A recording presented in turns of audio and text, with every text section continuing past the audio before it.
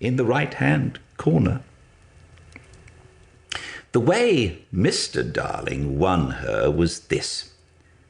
The many gentlemen who had been boys when she was a girl discovered simultaneously that they loved her, and they all ran to her house to propose to her, except Mr. Darling, who took a cab and nipped in first, and so he got her. He got all of her except the innermost box and the kiss. He never knew about the box, and in time he gave up trying for the kiss. Wendy thought Napoleon could have got it, but I can picture him trying and then going off in a passion, slamming the door. Mr. Darling used to boast to Wendy that her mother not only loved him, but respected him. He was one of those deep ones who know about stocks and shares. Of course, no one really knows, but he quite seemed to know, and he often said stocks were up and shares were down in a way that would have made any woman respect him. Mrs. Darling was married in white, and at first she kept the books perfectly, almost gleefully, as if it were a game. Not so much as a Brussels sprout was missing. But by and by, whole cauliflowers dropped out, and instead of them there were pictures of babies without faces. She drew them when she should have been totting up. They were Mrs. Darling's guesses.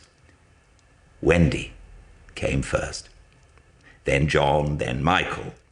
For a week or two after Wendy came, it was doubtful whether they would be able to keep her, as she was another mouth to feed. Mr. Darling was frightfully proud of her, but he was very honourable, and he sat on the edge of Mrs. Darling's bed, holding her hand and calculating expenses, while she looked at him imploringly. She wanted to risk it, come what might, but that was not his way. His way was with a pencil and a piece of paper, and if she confused him with suggestions, he had to begin at the beginning again. "Now, don't interrupt," he would beg of her. "I have £1.17 here and 2 and 6 at the office.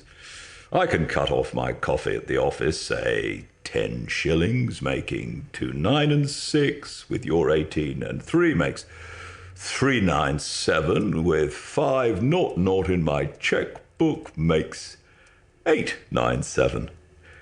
Who is that moving? 897, dot and carry 7. Don't speak, my own.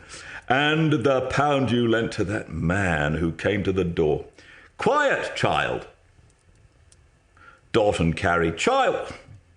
There, you've done it. Did I say 997? Yes, I said 997. The question is, can we try it for a year on 997? Of course we can, George, she cried. But she was prejudiced in Wendy's favour, and he was really the grander character of the two.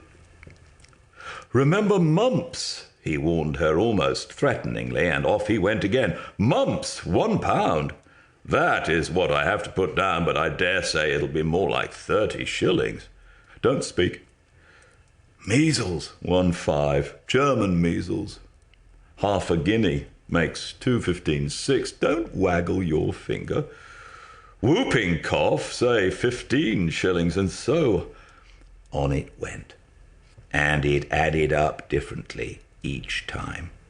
But at last, Wendy just got through, with mumps reduced to 12.6 and the 2 kinds of measles treated as 1. There was the same excitement over John, and Michael had even a narrower squeak, but both were kept, and soon